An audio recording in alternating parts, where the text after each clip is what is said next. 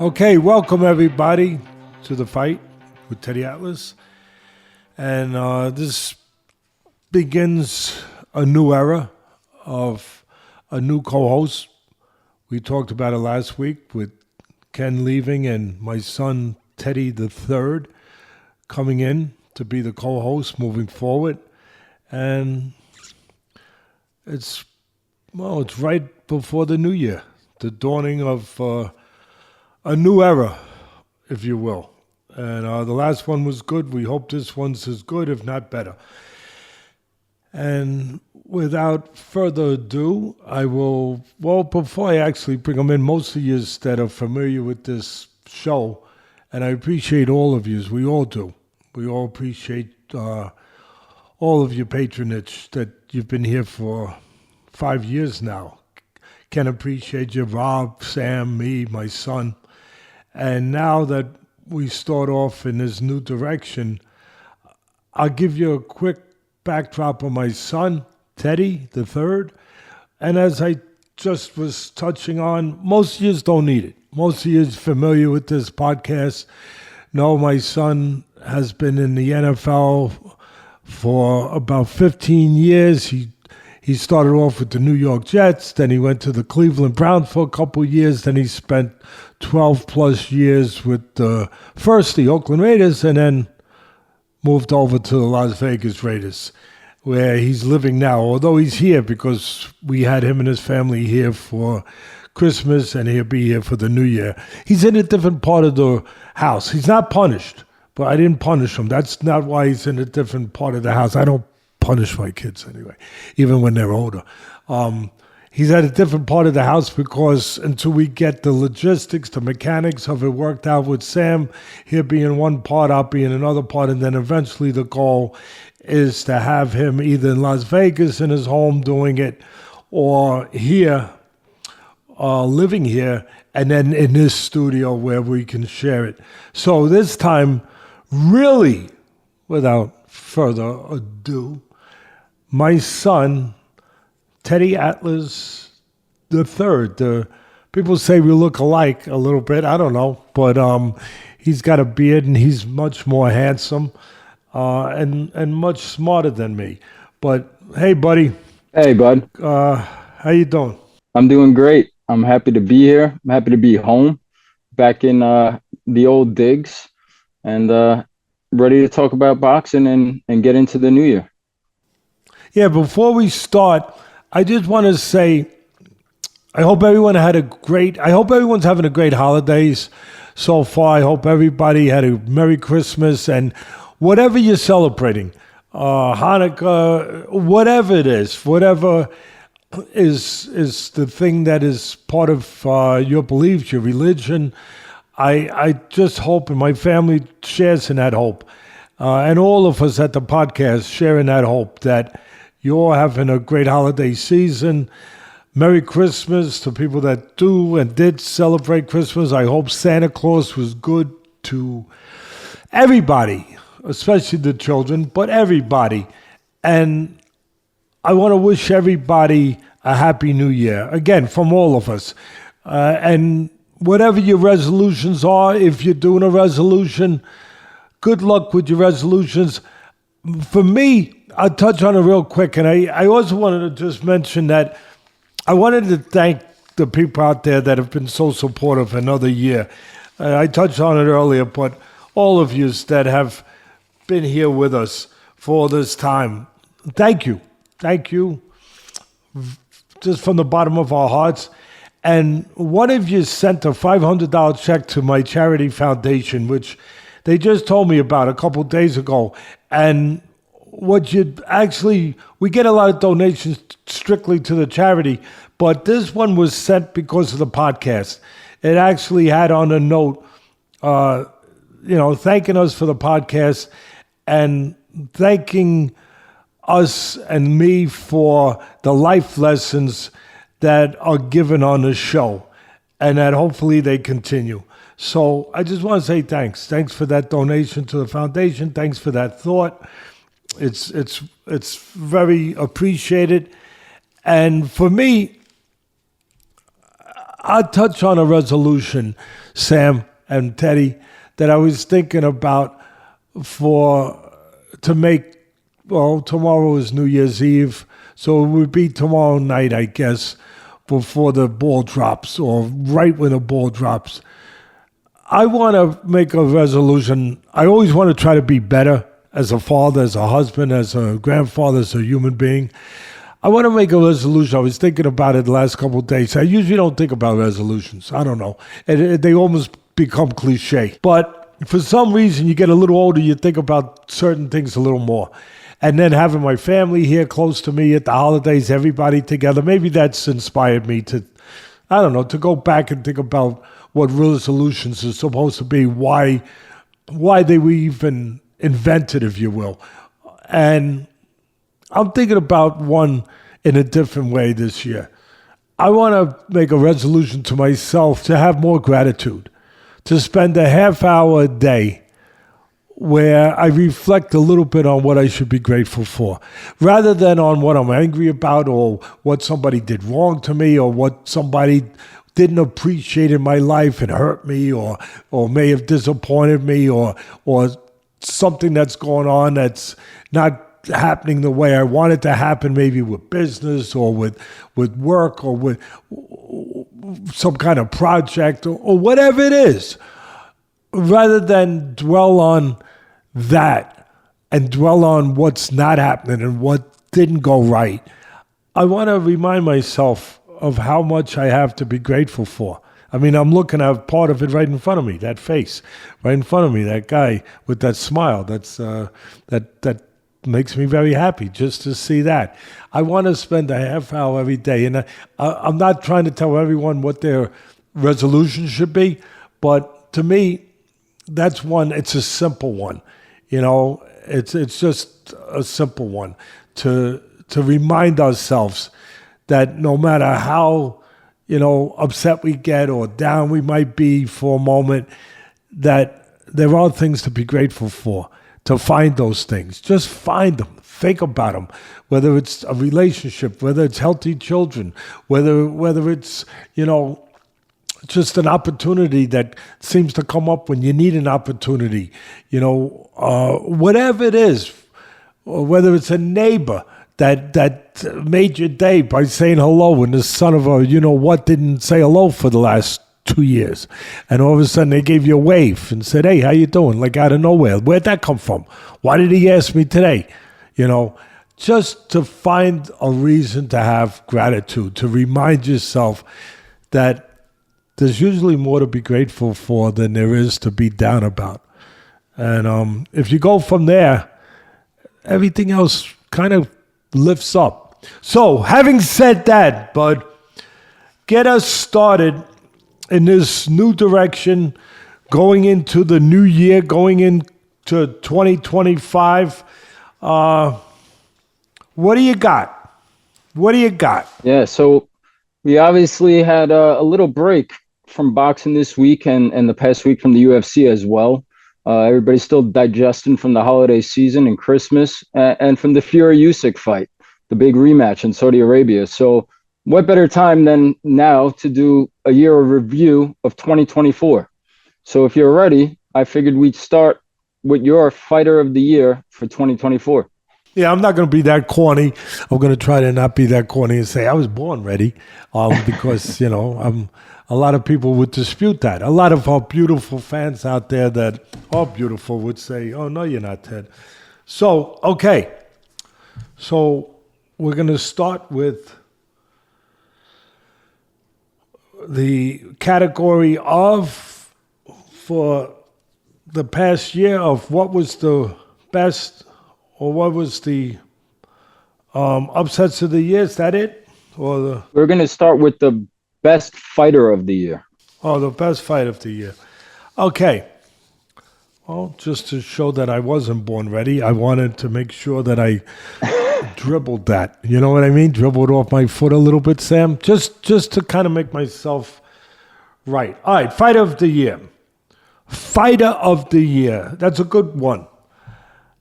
It should start with that. And to me, it's no contest. There's a couple. There is a second place, but there's only one first place. That would be Alexander Usyk. I mean, he beats Tyson Fury twice. First time for the undisputed heavyweight championship. First time in 25 years since, I think, Lennox Lewis and Holyfield did it. That's right. First time in, 25 years that it was done. He does it. And then, just to show it wasn't a fluke, he goes and does it again. I just don't, I don't know how you top that. And it was, both fights were good fights. The first one was epic. I mean, with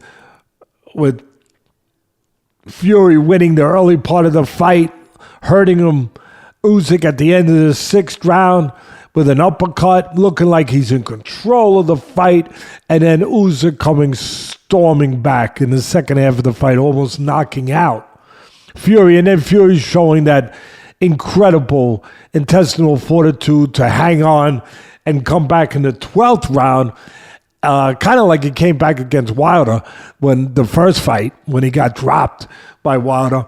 He comes back, and some people thought he won that last round. So after looking like he was going from, well, not looking like, he was going from pillar to post all over the ring, like a slinky.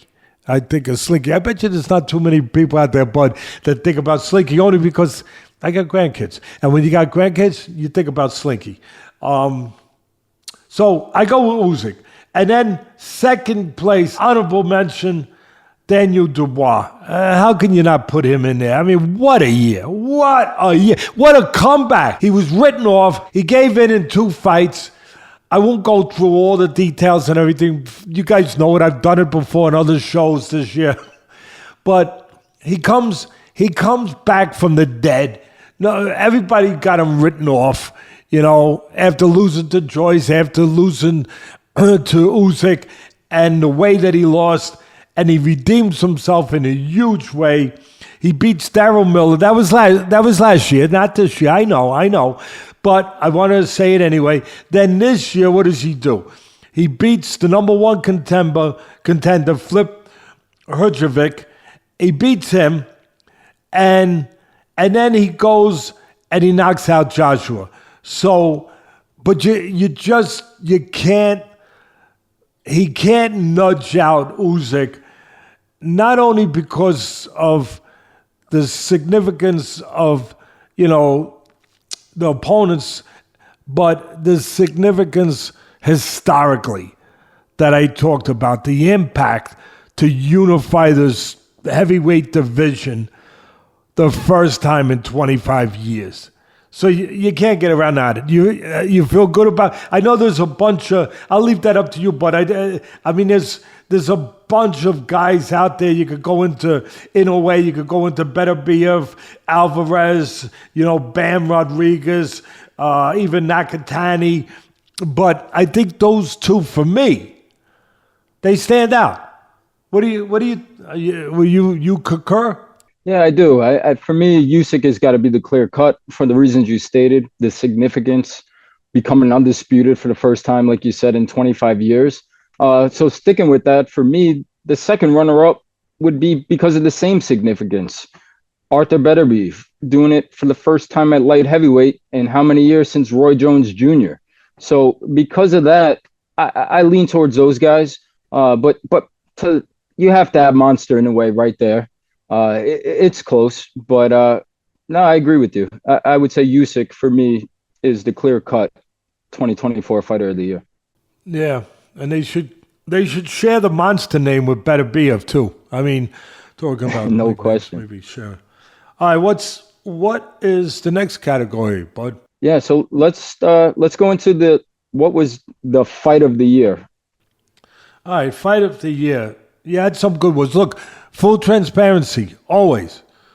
Even when my son was young, he didn't always like that. But full transparency, always. Even when it's on me. And it is on me. Where there was a couple really tremendous fights. I don't remember exactly. See, I'm not going to lie to you. So I'm not going to say, skip it and act like I meant to skip it. I don't remember exactly which ones, but they were wars. They were wars, which you get every year. You're going to get more, but they weren't the level of opponents that I thought justified the fight of the year. Now you could argue with me, Teddy. Fight of the year is fight of the year, no matter what the level of opponent is. I just think when you're doing it at a higher level, when you're doing it with the best of the best, there is more pressure on you. There's less room and margin for error. You have to perform at a different skill level than just rock'em sock'em robot. And I'm not saying those other guys are just rock'em sock'em robot. I'm not trying to imply that.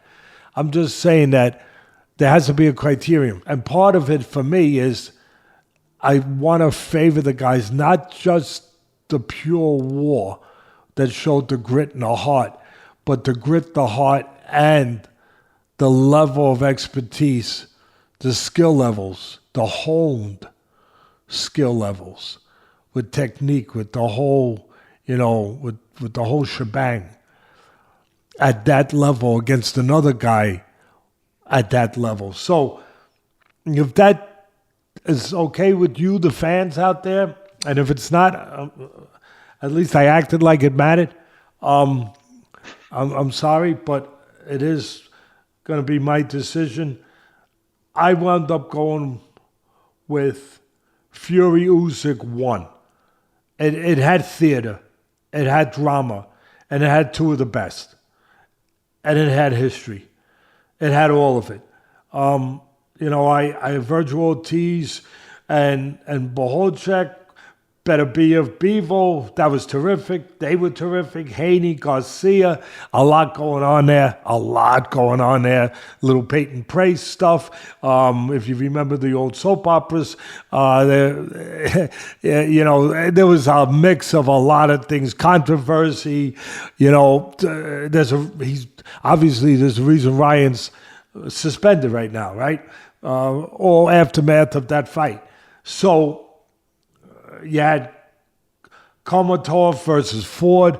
Ford's one of my favorite fighters, by the way. I just think he's tremendous, even though he lost a close fight to Ball. But then he came back and he won his last fight, putting himself right back in play, right back in play. He had a higher division because he went up a little bit. That's right. He moved up to 130 pounds now. Yeah. And I think he's tremendous. Ford Ball, that was a great fight. We were sitting ringside, Bud, for that fight in Saudi. Yep. For me, it's between Fury Usyk 1 and Katie Taylor Armando Serrano 2. And you know what? I'm not. Look, I think anyone who knows me knows I'm not into the woke stuff or any of that or, politics. I'm not looking to go into any of those places. I want to go just purely on merit. And purely on merit, I got to lean towards the women. And again, I'm not trying to be different, although, it is nice to, especially around the holidays, to give the women their due. How great you are. How great you are as mothers. How great you are as homemakers. How great you are, as partners in a relationship. How strong you are. How without you, we'd have a lot of problems. We couldn't get out of our own way sometimes. Unfortunately, my son is a witness to that in my particular house, that I would not be able to get out of the way. And if I couldn't, my wife quite often just knocks me out of the way. But I am giving something to the women because they deserve it. I'm going to go, I don't know, Bud, if you're going to argue with me on this one, but those are my two. I'm going with Katie Taylor, actually, to nudge out Fury Usyk 1 in that unbelievable fight that really saved that Netflix show.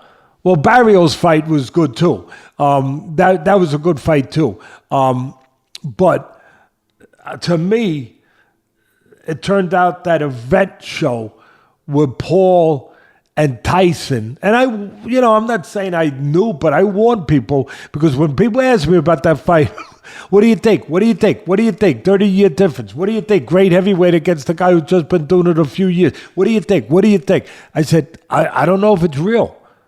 I think the question you should ask, is it pre-scripted?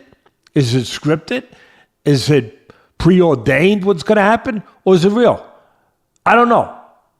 I'm starting to think it might be preordained. And it turned out that a lot of people probably feel that way after it was over with. But that Serrano-Taylor fight gave merit, credence to that show that night, where at least if you watched it and you were really pissed off that you stayed up to watch that with Tyson and Paul, you said, wow, at least I got Katie Taylor and Armando Serrano too. What do you think, bud? Am I crazy? They stole the show that night. There's no question. Amanda Serrano and Katie Taylor, that was a hell of a performance, and definitely worthy for Fight of the Year, as is Fury Usyk, as you mentioned. That was high-level chess, Fury Usyk. Sitting there, it kept you on the edge of your seat. And the fight that got me out of my seat that I would choose for number one would be Virgil Ortiz Jr. and Sergey Bohachuk. I mean, that was a firefight. From start to finish, they threw about 1,000 punches each. They didn't stop. And I want the rematch. I know Virgil Ortiz has to take care of business, and that's going to be a tough order on February 22nd versus Israel Madrimov. But if he does that, sign me up. I want part two. That was my Fight of the Year.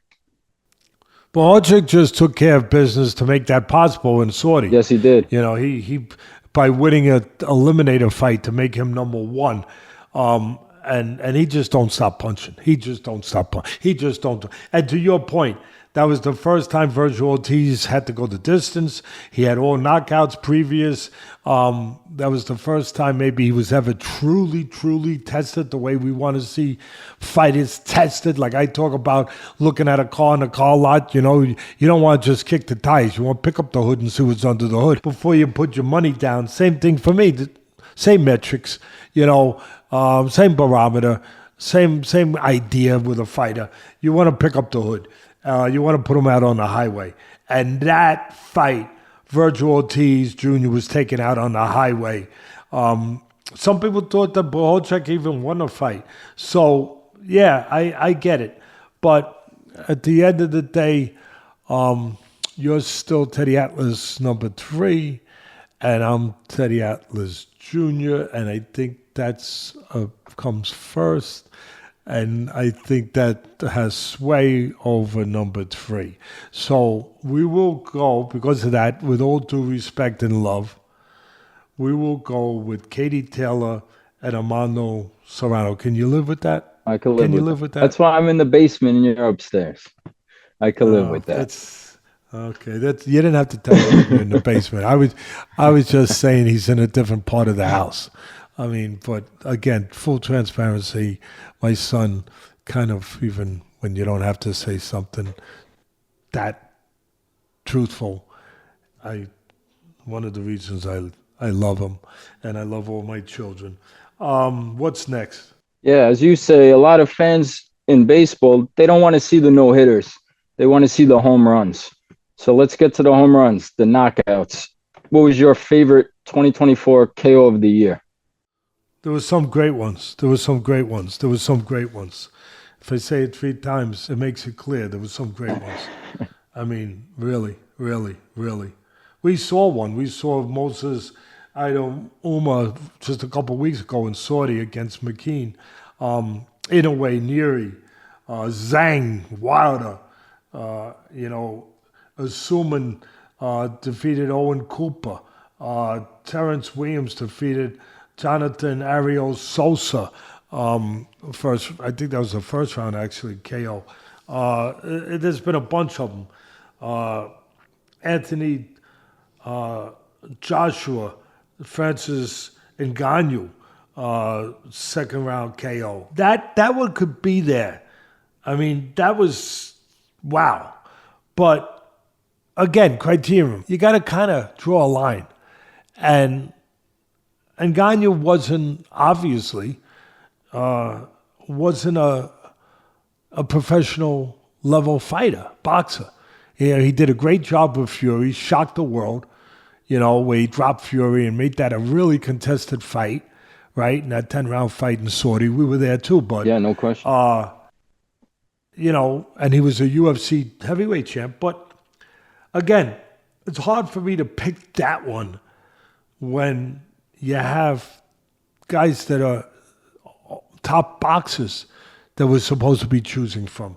Not that I'm in any way dismissing Joshua's knockout,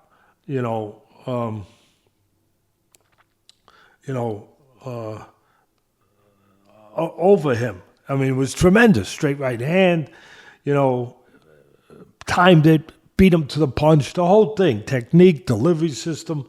But again, against a guy who only had 2 pro fights, boxing fights. So, and there's one other criterion. I'm going with guys blackout, lights out, electric problem, short circuit. The lights, you just can't get no light.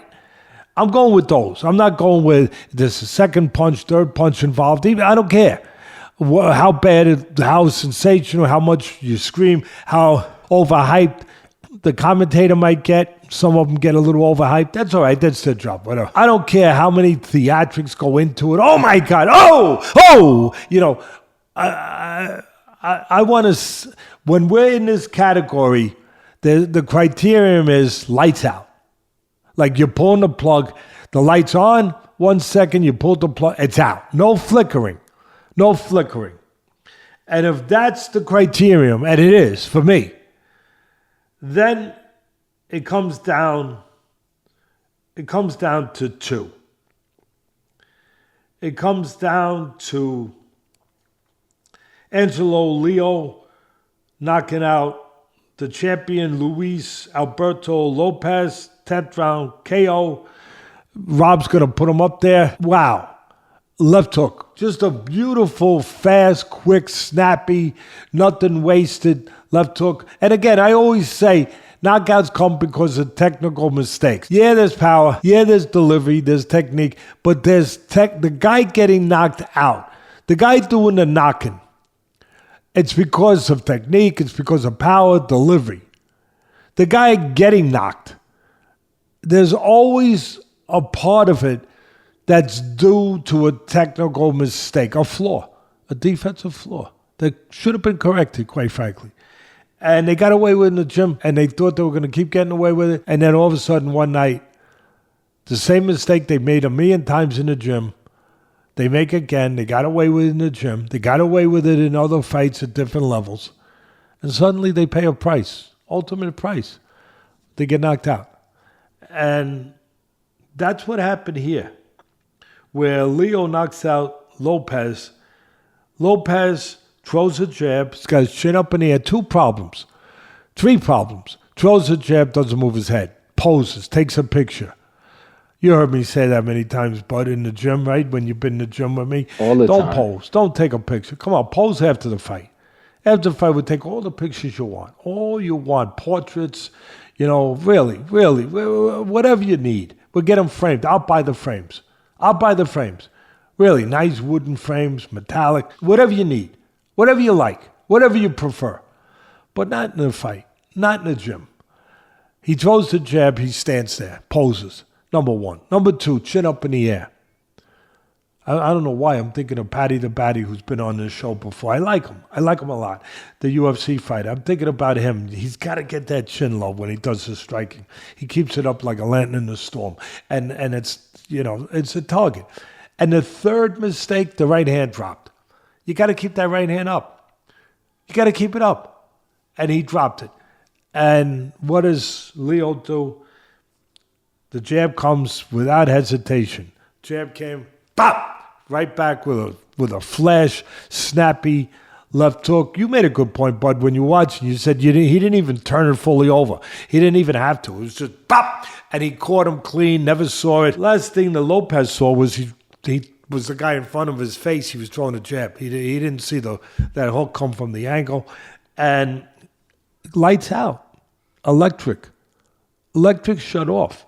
Now, the next one, the runner-up was Osleys Iglesias' first-round knockout of Eugene Shevchenko. Now, this was incredible. And there was a lot in that quick knockout. Iglesias is a southpaw.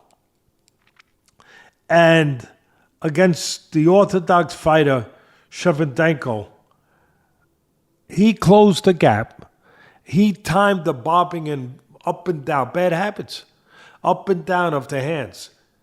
Shevchenko was doing this. And it kind of like timing a wave. If you're a surfer, you look for the right wave, you look for the right... Or a curveball if you're a baseball player. If you're a batter, you wait for the curve to show itself. Bang! You time it. You wait, you time it. There was cerebralness in this. It wasn't just quickness and power. Really, give credit, and I had given them to him, to Iglesias. He sees the bobbing up and down, and he timed it. When it was coming down, he jumped in with the right hook. Bop! Southpaw right hook. Just jumped on. Bop! And he caught him. He never saw it. And you know what? Even worse. And this was genius. Iglesias. And Rob, if you could get this one up too, I would love it. I would love it. I'll send you an extra New Year's present. I would love it. Because people can learn from this. He's bopping up and down. He comes in on the bop. Bop! Catches him. But Shevchenko, it was never corrected that happened in the gym. I guarantee he's been doing it for years. He blinded himself, bud. When he went up, he couldn't see. And then he came down and the punch came. He blinded himself. As he went up, the punch, boom. I mean, that was it. That was it. So the reason I'm going with Leo is that when Shevchenko went down, see, we're talking about going to sleep. Shevchenko was sleepwalking. There's a difference. He was on the ground throwing punches, like doing this, which is sad, but he was out. But he was still moving, punches, throwing. He was sleepwalking. The other guy was sleeping. You know, he was snoring. Like my grandchildren tell me, Papa, you snored last night. I mean, it was clear out. So because of that difference, out versus sleepwalking, I'm going with number one being Leo.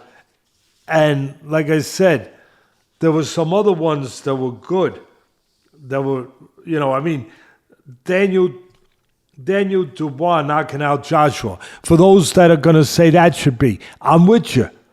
Incredible. He dropped him a bunch of times in the fight, a few times Dubois did, and then a final knockout, knockout. He walks him into a counter right hand. Joshua, again, flaw. Defensive liability. Mistake, right? He throws the right uppercut from too far away. He's got his left hand down. There's a big gap. Dubois invited him in, kind of like a spider invites the beetle into the parlor, the web. He takes a little step back, invited him in. Came in, thinking he's catching him going back because he caught him going back two punches before that. He did. He caught him going back with a right hand. He keeps coming straight in. What I would have liked to see Joshua do was veer off to the side. You don't want to keep coming straight too long, especially against a puncher. He keeps coming straight in. He throws the right uppercut, left hand down. Dubois throws a counter, lured him into it. Beautiful. Right hand, bang, down. This one he ain't getting up from, but not complete lights out. He was still with his heart and everything. He was struggling. It wasn't like he was just sleeping. I mean, he was gone, but he was still moving around trying to get out. We're talking about nothing of that kind with Angelo Leo's left hook. So that's the differentiation for me, because otherwise Dubois Joshua could definitely take the prize. You got body, Lucas Body's stoppage of Sylvie.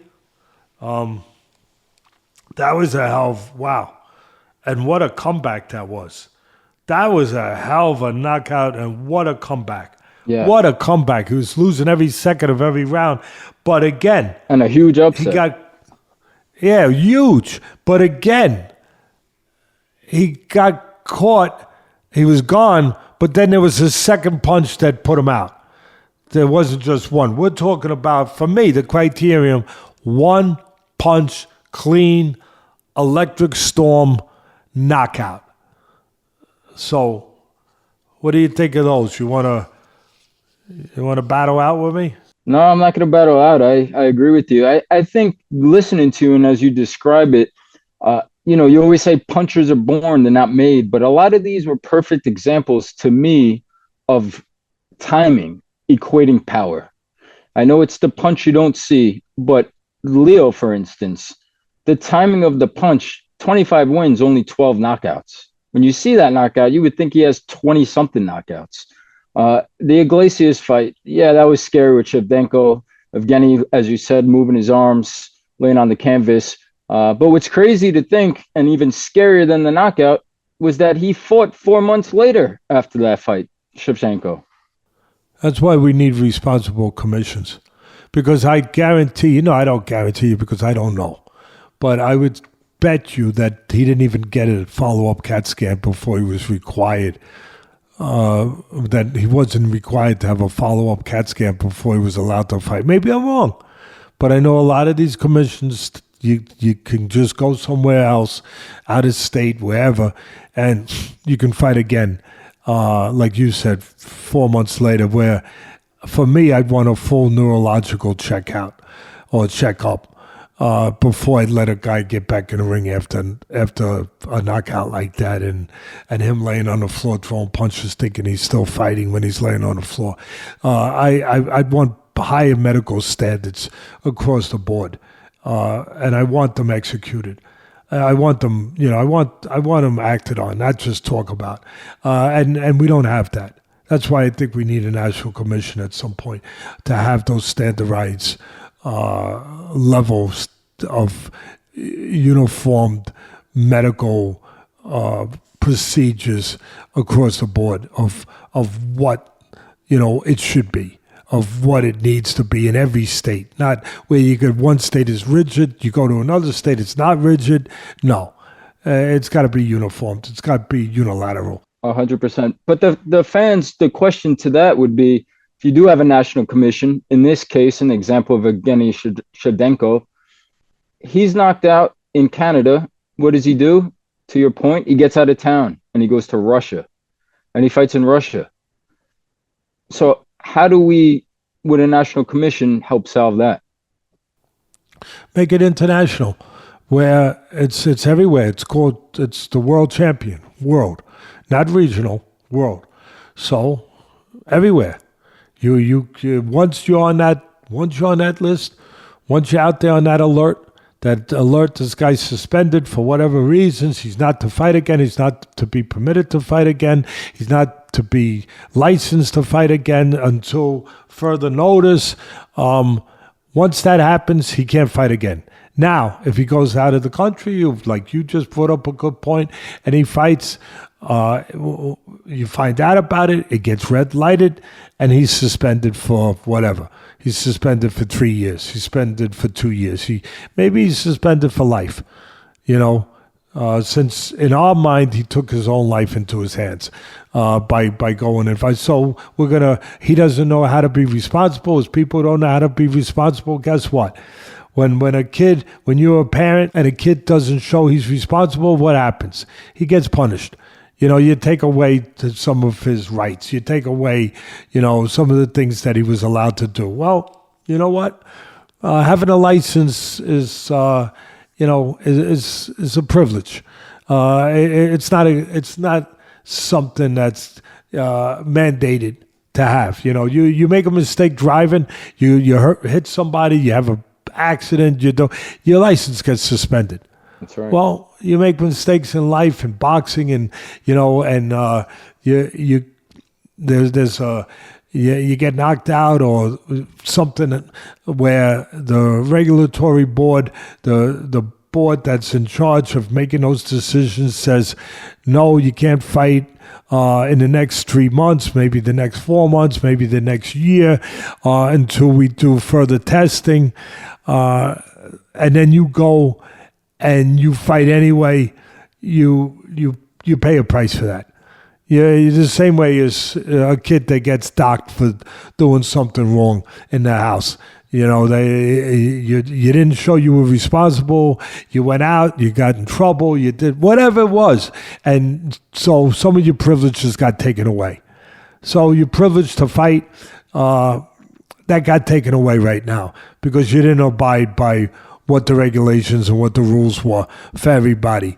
Again, if we could suspend guys for driving poorly, using poor judgment, having an accident, whatever, drinking and driving, God forbid, whatever it is, if we could suspend them for that, we can suspend fighters, that we think have to be protected for their own good.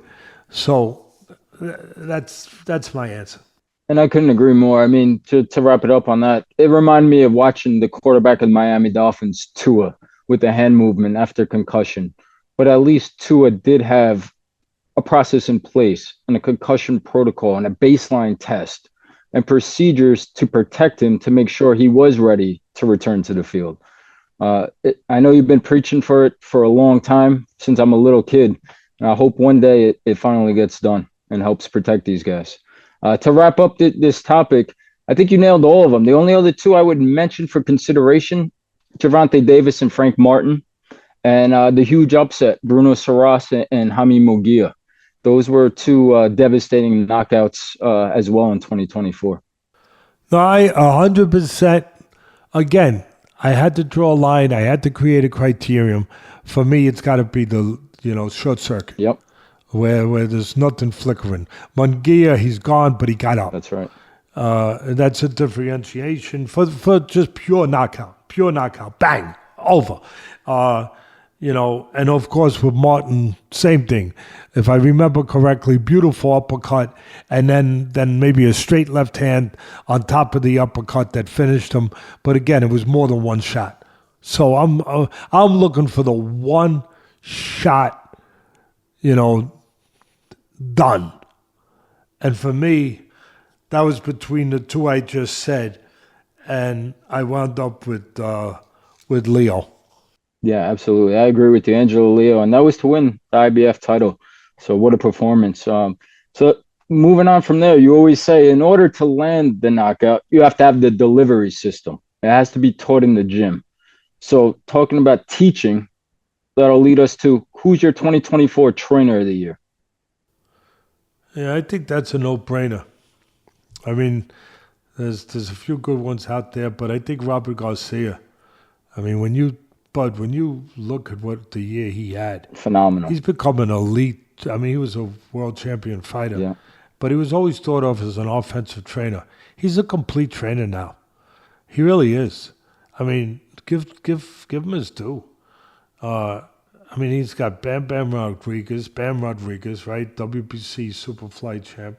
He had 2 fights in 24, right? That's right. Virgil Ortiz, WBC interim champion at 154, right? He fought 3 times in 2024. That's right. Jose Valenzuela pulled off a big upset.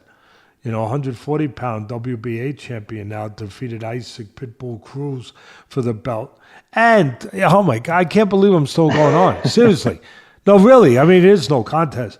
Raymond Muratalla, 135-pound prospect, ranked number 1 by the WBC, number 2 WBA, and number 4 IBF.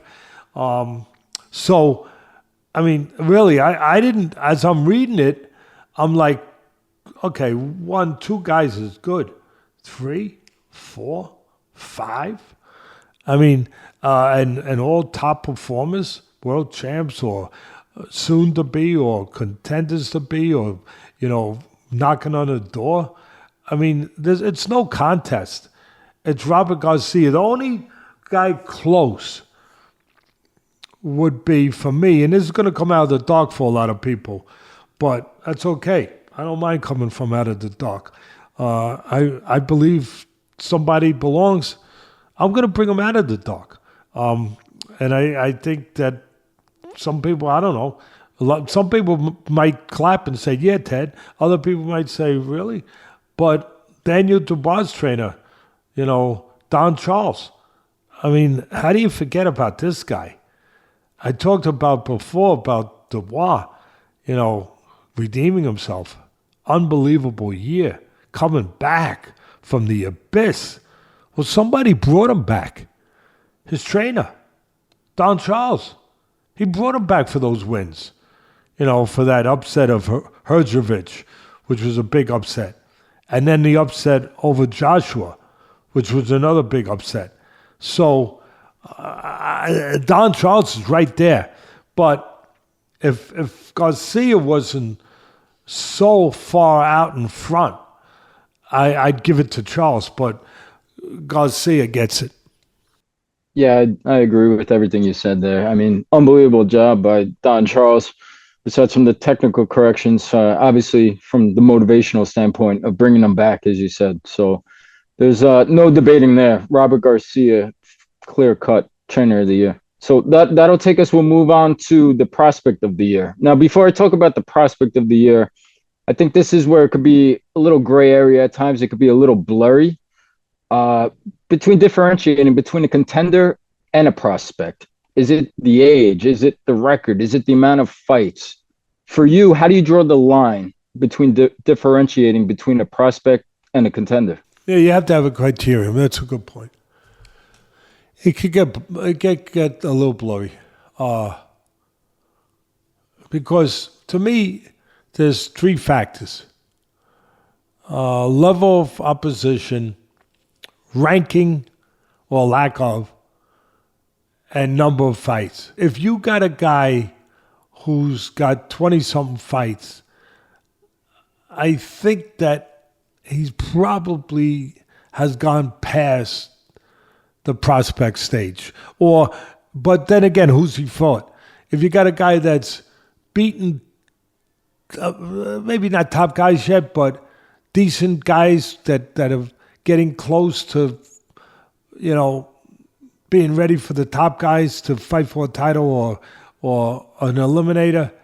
If you're fighting those kind of level guys, you're already past prospect. If you're number one, number two contender, number three rated, number four rated, you're kind of past contender. I'm looking for guys that don't have a huge amount of fights yet, haven't beaten a name yet, a top name yet, and haven't gotten top rated yet. They're not on a doorstep of a title yet. I'm going to take into account age, again, amounts of fights, and level of opposition. Now, the guys I've got in here in the group, I'm glad you asked me that, because it was important to ask that, because the people are gonna start to say the waters get a little murky. They get a little, muddy with what is a contender and what is still a prospect. So I got a group. I mean, I got guys, one of my favorite fighters, Hamza Shiraz, but he's 25 years old, he's 21-0, he's fighting for the title, he's beyond prospect. I got Raymond Muratalla, he's 27 years old. He's up there, he's in line for a title. He's 22-0. Past prospect. So you got Bruce Carrington, he could still be prospect. You got Diego Pacheco, 23 years old, 22-0.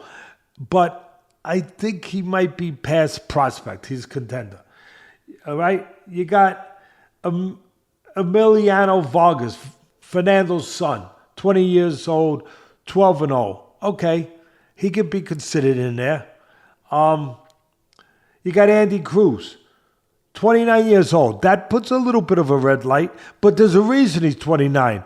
He had to come from Cuba, a communist country like a lot of the Cuban greats came from, where they escape, they defect, they get here different ways. You know, I'm not sure exactly how Cruz got here, but it takes time to do that. He was a gold medalist in the Olympics, tremendous, but it took time to come here. So, 29, it's explainable why he's that old. He's only 4-0. I think you could still call him a prospect, even though he might win a world title soon, like a Lomachenko did. That's right. Very early.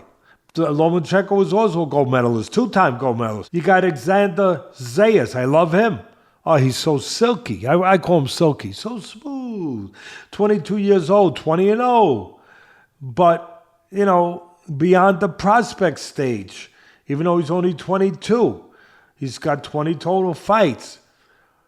So then it brings me to Abdullah Mason, 20 years old, 16-0.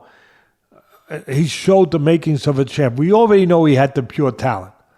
And he's good technically, too. He makes a few mistakes. He almost paid the ultimate price his last fight. But he showed the championship material. He showed the stuff under the hood that you're only going to see when you're on the highway. You ain't going to see it when that test driver takes you out for those slow drives on the side street. And then he says, don't it handle beautifully? Doesn't it handle beautifully? Yeah, we're going 30 miles an hour, pal. I mean, you know, pal? I mean, let's go 80. Let's go 70, you know? Let's see how it handles then. But he went 70. They put him in. And he got dropped. He got off the floor twice to stop Johan Vasquez. He showed me the makings of a champion, the talent, the stuff internally that you never know till you know, till it's shown, till it's tested. He showed me that.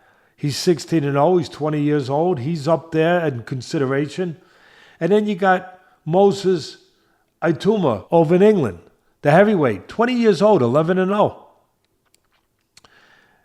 He's the only heavyweight I can think of right now that's been around for a long time that I could think that has a legitimate shot to break Mike Tyson's record as the youngest heavyweight champion ever. He actually has 140 days to do it. So I don't know if he's going to do it. I don't know if that's enough time, really. I don't know that he's ready for that. And I would rather probably say that his great promoter, Frank Warren, who's as experienced as good as they come, he's going to wait to the right time. But you never know what opens up. You never know in this crazy business called boxing. But he's only 20 years old. He's 11-0. He hasn't fought top guys yet. He's just, you know, he just knocked out a veteran guy, a guy with good experience. He knocked him out right away. Again, showing not only great power, but great delivery system in his fight. We were there again. It was over in Riyadh on the Tyson Fury Usyk second fight. For me, it's between Moses, Andy Cruz, and one other guy I didn't mention him. Who's that? Keyshawn Davis. Again, some people might differ. 25 years old. He's only 12-0. He's a top talent. He has impressed me over the last year. Maybe a little less, to be honest. He has matured. He has gotten seasoning. He has matured. His people are doing a good job. He's settled down. He don't move. He don't over-move anymore, just like an athletic guy. No, now he's sitting down. He's controlling range and ready to punch, ready to deliver. He's got his cake and he's eating it too. He's getting the best of both worlds right now. Defensively smart, controlling range, responsible, but also ready for offense. The guy has really come into his own. I think he's ready to knock on the door for a title. It's not confirmed yet, but it sounds like he will be fighting for the title against Denis Berinchenko in his next fight. He can win that fight, obviously. He can win that fight. Berinchenko, I'm not dismissing him. He won it by upset, and when he won it, big upset for him. Yeah, big upset over Navarrete. Yeah, big upset. But I would probably favor Keyshawn in that. Now look, is he too far along, Teddy? I don't know. Is he too far? See, I can't talk about myself in third person anymore, but I just caught myself. I can't say, hey, Teddy, yeah, and then you're going to answer, yeah. Oh, no, I didn't mean you. I meant like me. But, that's going to be interesting as we go down the road. But I don't know if he's too far along. I'm going to just say he's still a prospect. I laid it all out. You can argue with me. Hey, that's part of why we do this. So it opens for debate. Open debate, argument, back and forth. It's healthy. Keep it polite, but it's healthy. It's good. Good. Argue with me back and forth. Agree, argue, whatever. It's good. I ask for it. I say, yeah, bring it. I got him number 2. I got Andy Cruz number 3. I'm giving it to Moses Aiduma as prospect of the year. What do you think, bud? Yeah, Moses Ayatuma, it's hard to go against that. Watching it live, seeing what he did at still 19 years old at the time of that fight. Yeah, he's right then. I agree with you. Abdullah Mason. A lot of people were down on his last performance. Oh, he was dropped twice and versus a lesser known opposition. But the grit that he showed and what he overcame in the adversity and to pull himself together, I want to see more of him. I think he is a top prospect. I think that's a really good list. And to your point, I'd be curious for the fans to leave comments and let us know, how do they differentiate it between that muddy line of contender and prospect? And who do they think is the prospect of the year? I'd be curious to hear that and leave some questions. And next week, maybe we could circle back and answer some of those. Let's start doing that, bud. Let's start getting these fans involved more. Let them ask, and then we'll look to answer as much as we can. Yeah, let's do that. We'll go to the mailbox. The one last thing I add to that, I know a lot of people might not know or be as familiar with Aituma as they are with Davis, or maybe not Cruz as much, but with Davis. Because he's over in England, across the pond, with my beautiful brothers and sisters over there that love warm crumpets. Best way to have them. Best way to have them while you have them with your tea. Of course, when you're watching your darts, you have your Guinness, Sam. Right? I mean, the snooker. Bud, we were over there with the greatest snooker player of all time. That's right, the Rocket. The Rocket. A real gentleman, class act, legend.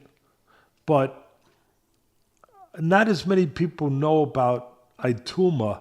They haven't seen him as much. But one of the reasons why I also think he's prospect of the year is that he's over there where they know how. The promoters, the English fans know how to build their fight, especially their heavyweights. But they know how. And look, don't get nuts. It's the new year coming up. Please, have a little extra eggnog. Calm down. Right? Relax. Be in a good mood. Be in a good mood. Don't say, I'm picking them over the Mexican fan base or the Irish fan base or the Puerto Rican fan base. No, I'm just, yes, I am. I just did it to myself. I did it again, Sam, because I don't know if you could top the English fan base. I don't know if you can.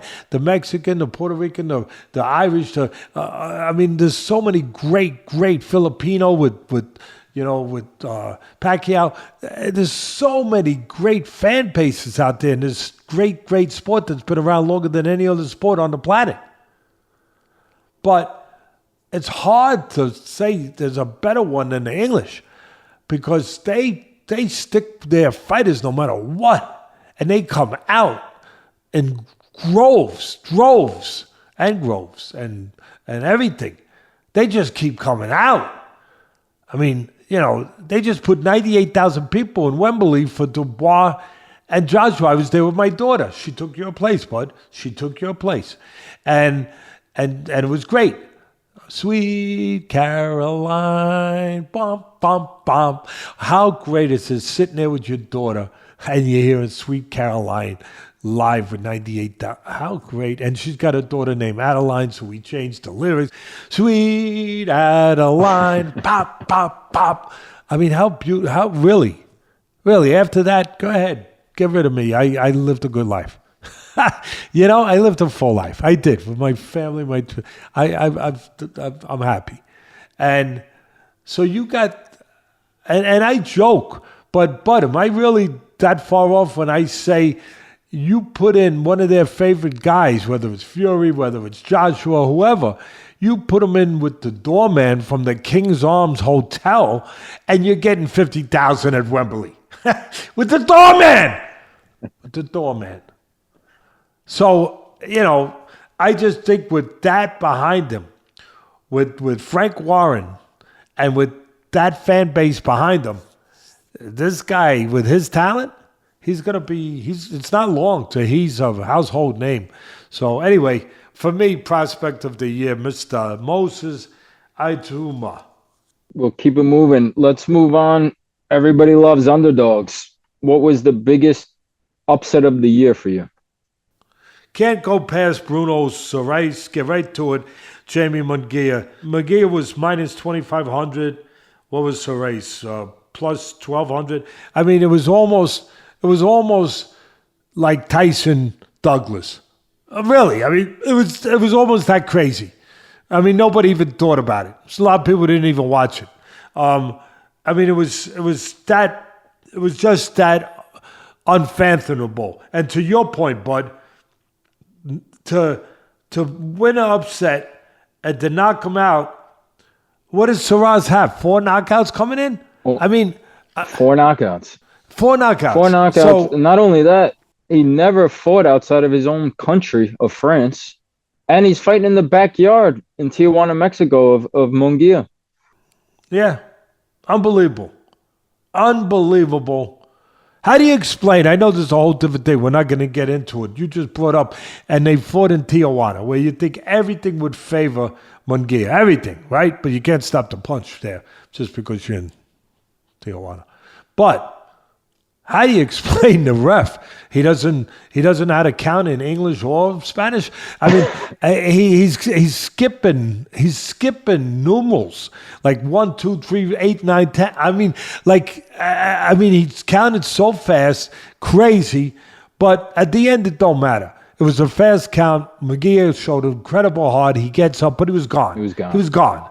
So he was gone. So you can't argue that he was gone. But I tell you, you'd think he would have been protected a little bit over there, but nope, not that night. Not that night. No, there was no slow count. It was a fast count. I don't know how you get. Yeah, I don't think you could do better. You got Anthony, Joshua, and Dubois. That was incredible. That was incredible. Big upset. Tim Tszyu and Fundora. That was a big upset. That was a big one too. That was. It was. Tim Tszyu later on with Murat Tazliev. I did pretty good for the new year with that. I'm going to leave it like that. Yes, Bakram. Bakram, thank you. That was a good one. That was a big one. But I don't go there because I think that the management of Tszyu made a big mistake, and I think the odds makers were wrong. The bookies aren't wrong that often. I thought they were wrong. They underestimated Mutaziliev. They really did. I didn't think he belonged. I know it's easy to be a Monday morning quarterback. I know it, but I didn't think this guy should have been an underdog at all like that. I think that they all slept on him. They didn't realize how good this guy was. The guy is damn good. The guy's a bit of a monster. He comes from a region of the world. They're serious over there as fighters, as committed to being warriors. They had good amateur backgrounds, Olympic backgrounds, the whole thing. He shouldn't have been that big an underdog, but he was. And then you had Paro and Matthias. That was a big one too. Nobody knew who Paro was, from Australia for the most part. Matthias was on a good run. It was kind of like the boogeyman of the division. He was on a roll. He never stops punching. He's like a small version of Joe Frazier, just punching all the time. Even though he gets hit, they got to do something about that part of it. But he's just a relentless guy, and he gets beat in Puerto Rico, in Matthias's hometown, right there. He gets beat. That was a big upset. Matthias was minus 700.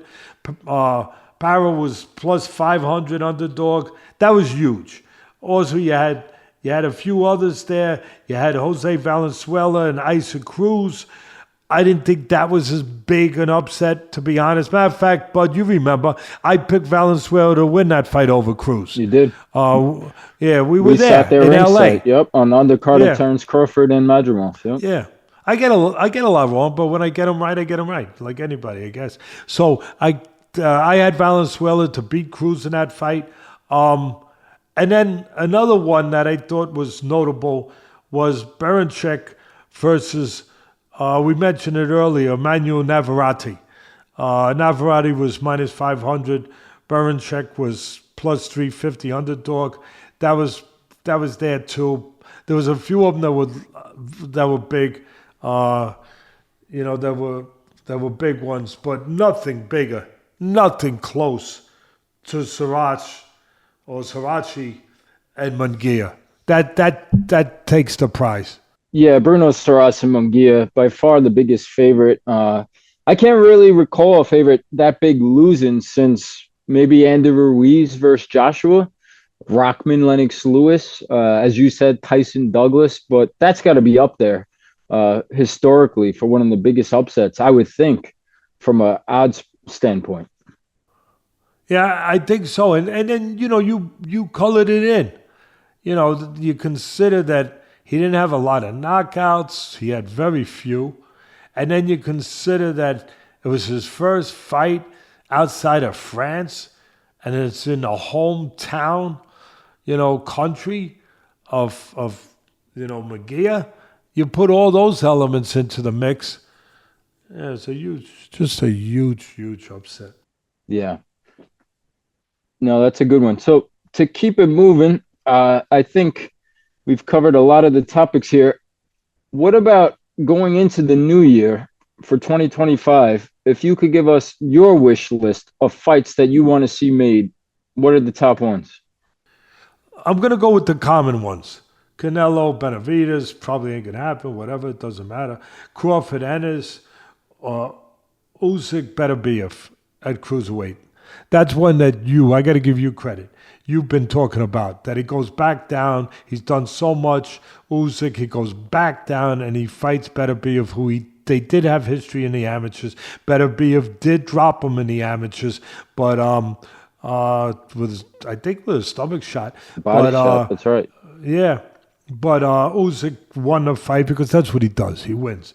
But they fought several times in the amateurs. With that being said, I want to ask you this, because a lot of fans are starting to gain some traction for that fight, right? Undisputed light heavyweight champ versus undisputed heavyweight champ. Obviously, former cruiserweight champion in Usyk.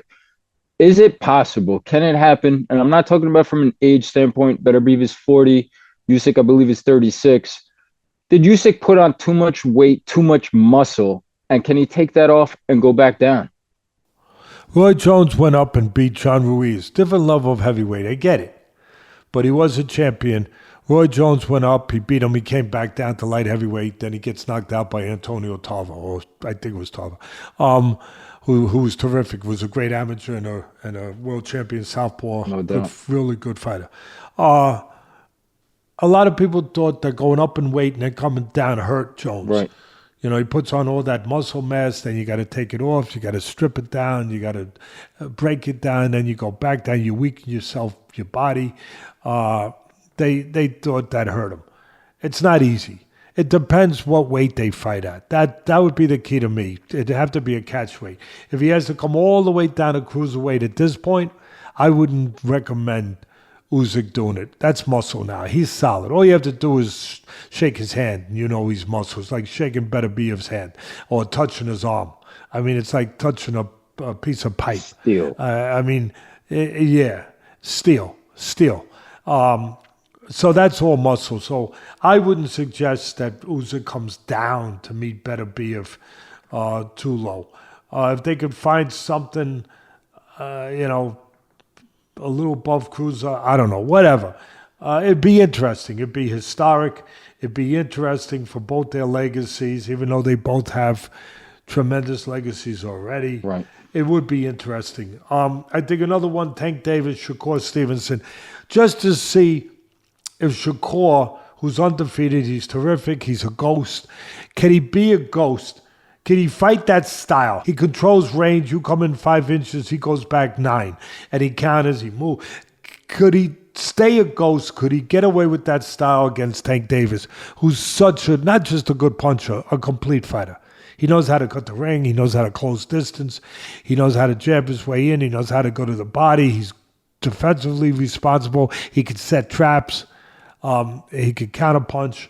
I mean, the guy is a hell of a fighter, Tank Davis. Could Shakur make that style work against somebody as complete as Tank Davis? And as dangerous, where if you make one mistake, it could be good night. Tank and Loma intrigued me a few years ago. I'm not saying I wouldn't watch now, but I don't know if Loma's a little long in the tooth now. I don't know.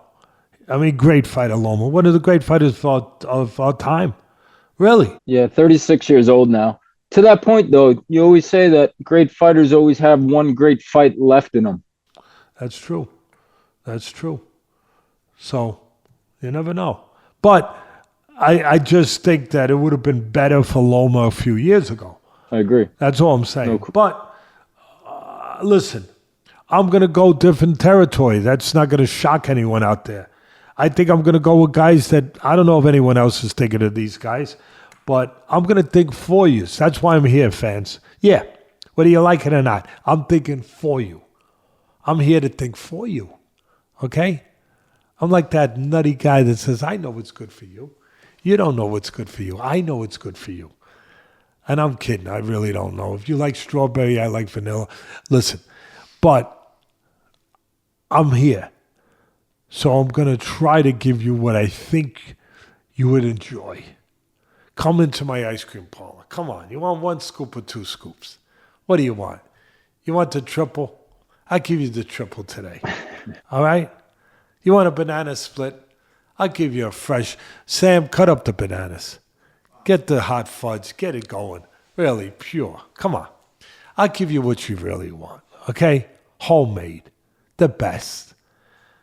I'm going to start off mild, and I'm going to go heavy and hot with the whipped cream and everything. I'm going to start off with Inoue and Nakatani. That's coming down the pike. 2 undefeated guys from Japan, different styles. Inoue goes and gets you, therefore he's called the monster. And Nakatani controls range. Very interesting, intriguing fight, both talented. I'm going to go even more now. I'm going to go, and this one I don't think anyone's thinking this. Think it. You weren't thinking cookie dough ice cream a few years ago, were you? No, you weren't. And then somebody came up with cookie dough and you said, oh my God, where has this been all my life? Where? How about, you ready, bud? I'm ready. How about Brandon Figueroa? He's a champion. He's a champion still. And Nick Ball. Oh, my God. You don't like that? Then you don't like fudge. You don't like ice cream. You don't like freaking whipped cream. You don't like nothing. Nothing.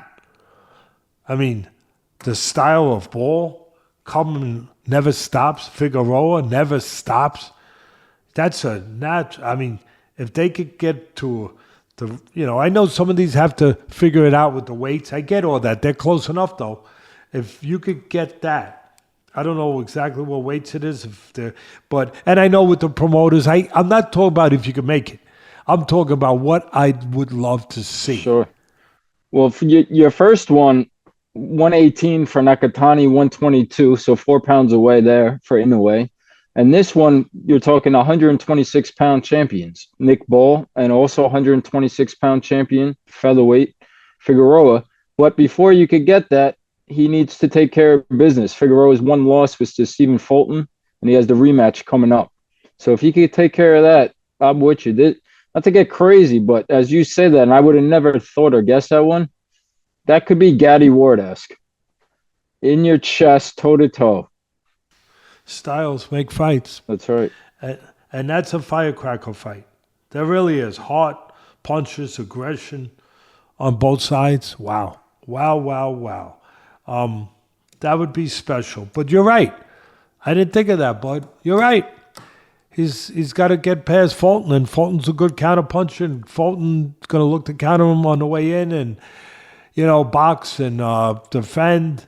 And Fulton's defense is better. But Fulton did get knocked out since then against Inoue, so maybe that changes the equation. Maybe it does. Can he beat him after losing? So that would be, and I'm not done. I am not done by any means. You ready? When you see me flip paper over, you better get ready. Get ready. How about my favorite fighter today? I got a couple favorites. Nick Ball's up there. I got a couple favorites. But how about my favorite, Rafael Espinoza, WBO featherweight champ, 26-0, 22 KOs. I love the guy.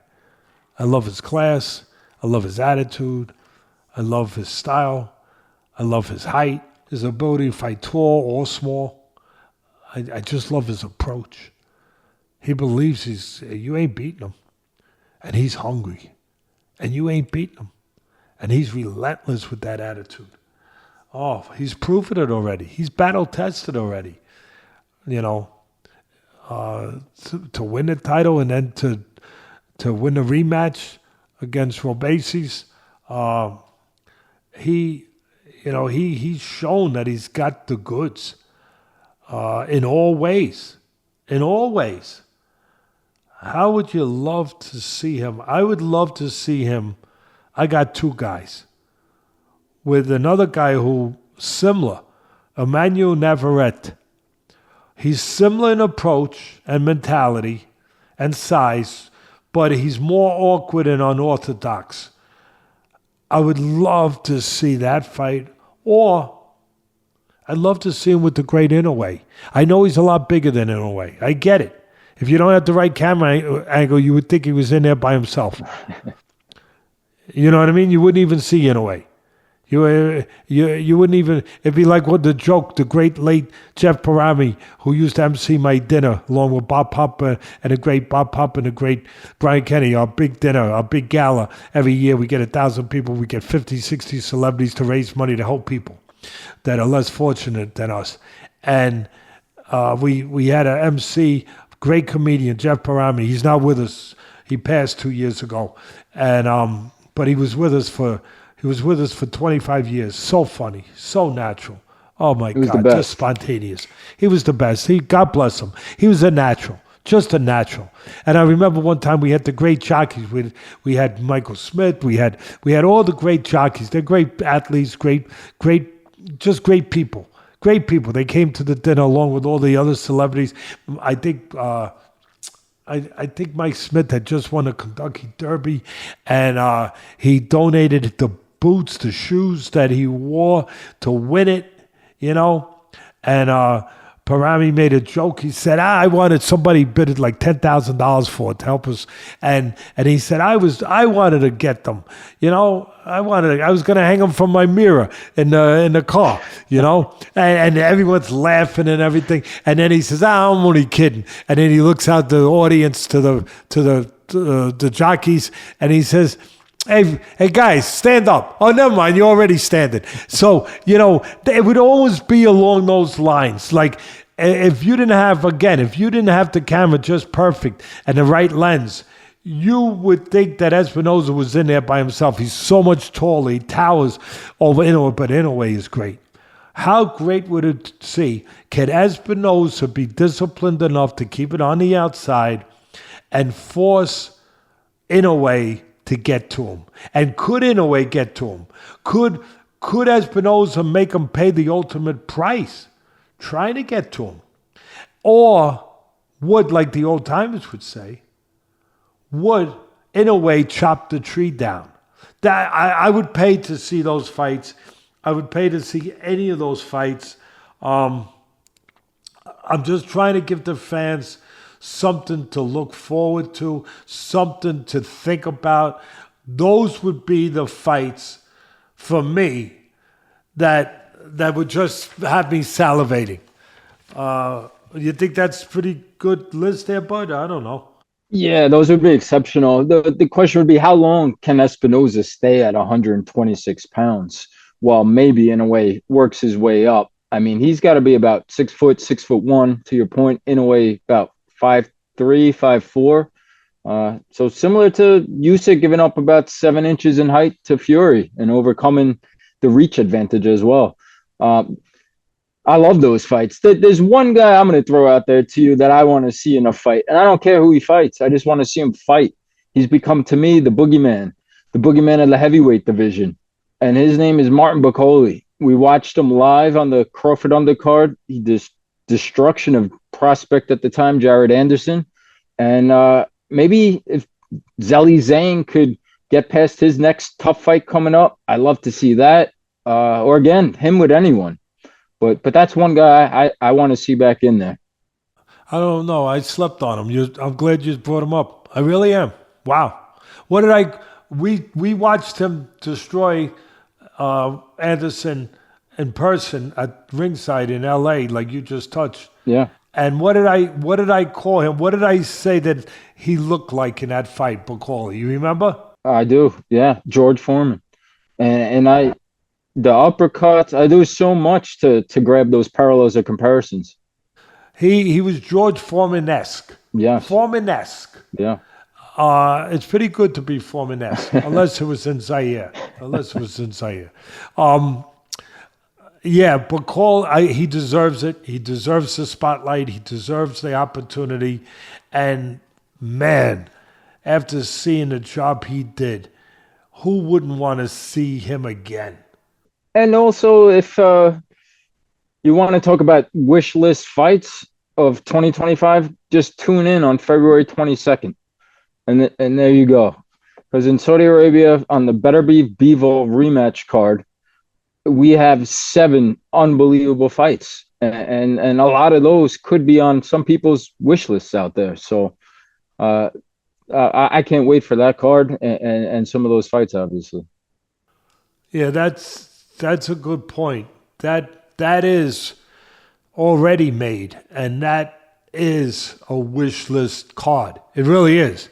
Matter of fact, since you brought it up, can you think in recent memory or going back, as far as you can go back, of any card, that one card that is that comparable or that is comparable to that card as far as any one of those 7 fights, or whatever it is, 6, 7 fights, any one of them to me could be top billing.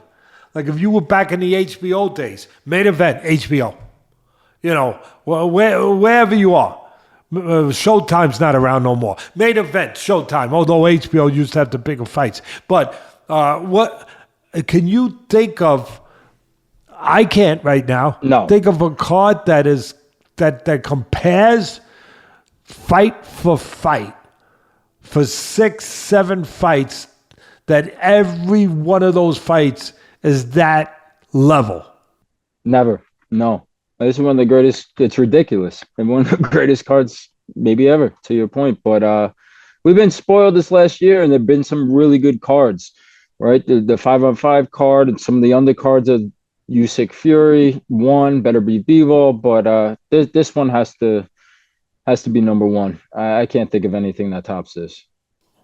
Well, does that do it, Bud? That does it. So the last thing I want to leave you with before we go into the new year, the breaking news reportedly that Logan Paul will be fighting Conor McGregor in his return to fighting in a boxing ring in 2025 in India. And reports, not confirmed yet, $250 million number. What do you make of it? It's a lot of money. It's crazy. I make of it that India is now doing what Saudi Arabia was first to do, and what Saudi Arabia's been doing in boxing for a little over a year, and then even with other sports too, where they've come into the mix with huge money, a huge desire to bring sports over to their country, to bring big sports, and maybe with tourism and, changing things over there, and changing the direction of things over there by making them a sports, attraction, a place to go to see sporting events. And I mean, they've done it. They've been doing it with Formula One in Saudi Arabia. They've been doing it with tennis, with golf. They've been doing it with boxing. We're witness to it. We've been there 6 times in the last 14 months. They're making fights that nobody else could make. They're paying money that nobody else could pay. Turki Al-Sheikh has become the face of boxing in that way, where he's really been changing the landscape of boxing with the fights that he's been putting on. It seems to me like India wants to get into the game, wants to get into the mix. That now they are looking to do the same thing. We'll see what comes after this, but man, when you're talking about 500, I mean, from what I understand, it's hosted by India's royal Abami family. It's going to be at the historic, at least that's what they're talking about, 33,000 seat Wankhede Stadium in Mumbai.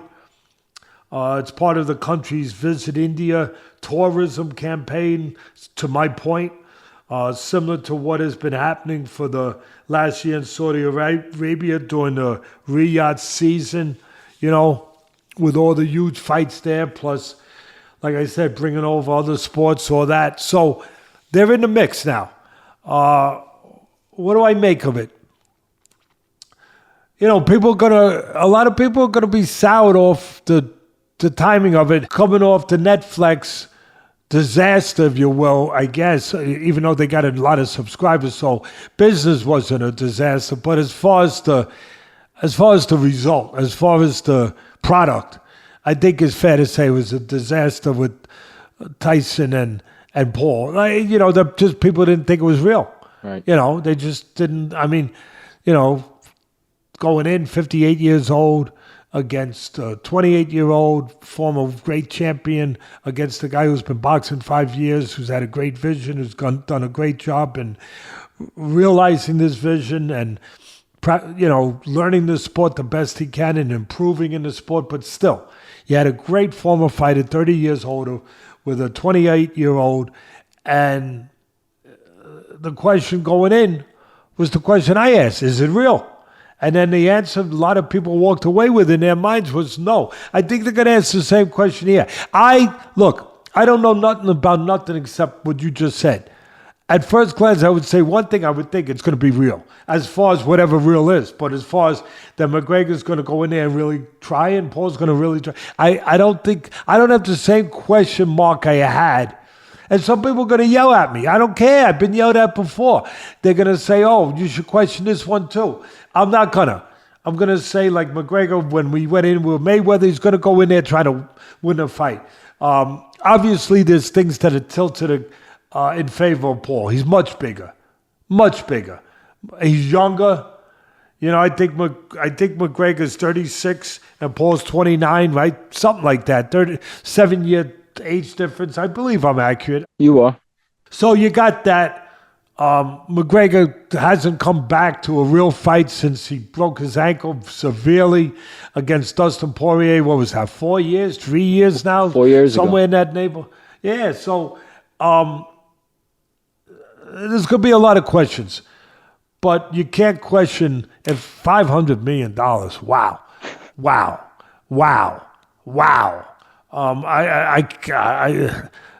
Do I have to say it 500 million times? I can't.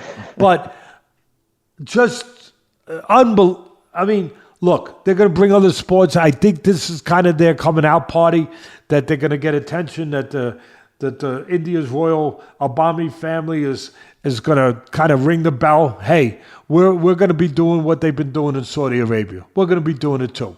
We're going to be bringing people over here for these kind of events, or hoping to.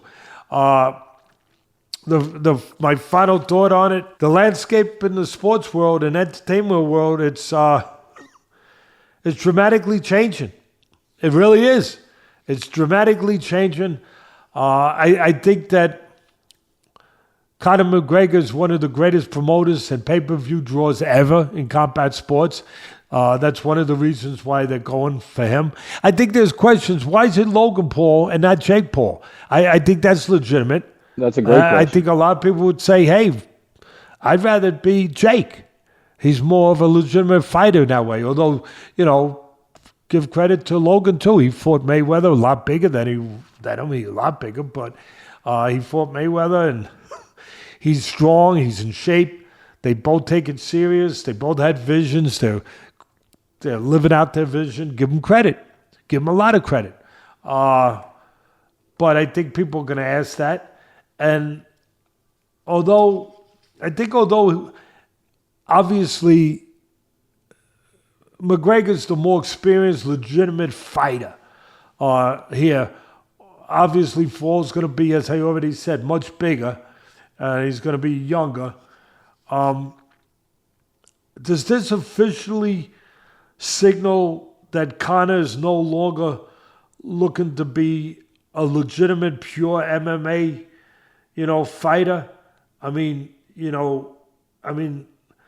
now that he's doing these event extravaganzas, if you will, for this kind of money, which you can't blame him. It's there, go get it.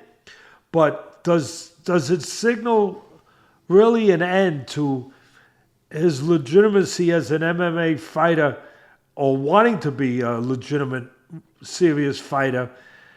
And if so, I don't think it should be forgotten how great he really was. And it might be the end, but I don't think it should be forgotten that he was a great UFC fighter and champion. He was a southpaw.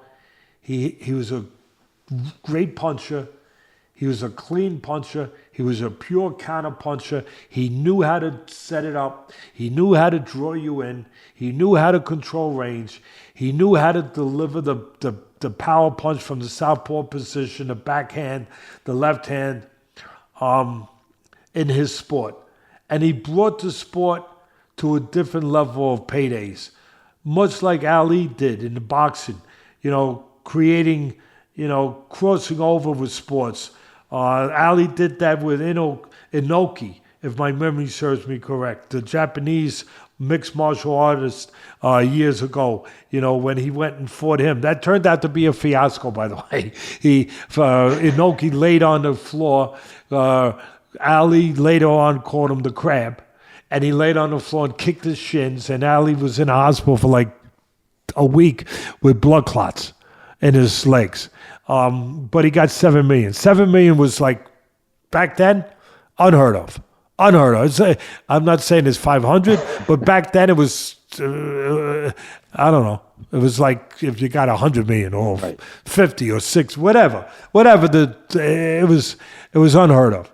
And I think Conor is that guy, where he's a pioneer. He's been a pioneer in his sport. And if this marks the end of him being that fighter in that world, well, then you know what? With all the controversy and everything else, it shouldn't be forgotten that he once was a great fighter and will continue to be one of the great promoters. I mentioned Ali. I don't think it was a misstep on my part to put that name there for the reason I did. As a pioneer, Ali brought paydays to another level. So did Conor. And Ali was one of the greatest promoters, if not the greatest, in sports of all time. And Conor is up there at that level.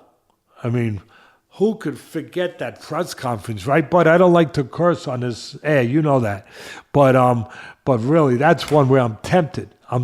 Sam. That's a great one. where he's at the press conference for whatever fight it was, and somebody tries to steal his thunder, which you shouldn't do with a guy who's that quick, that witty, that's his game. So know what you are and what you aren't. Like Clint Eastwood said, in Dirty Harry, a man must know his limitations. You got to know. I mean, this poor guy, good fighter, but he's on the panel, and it's all about McGregor, and they got the undercard guys there, and he tries to outdo Conor, and he says something about Conor, to get the jump on him, to make him, to grab the spotlight. And Conor goes with that heavy Irish brogue.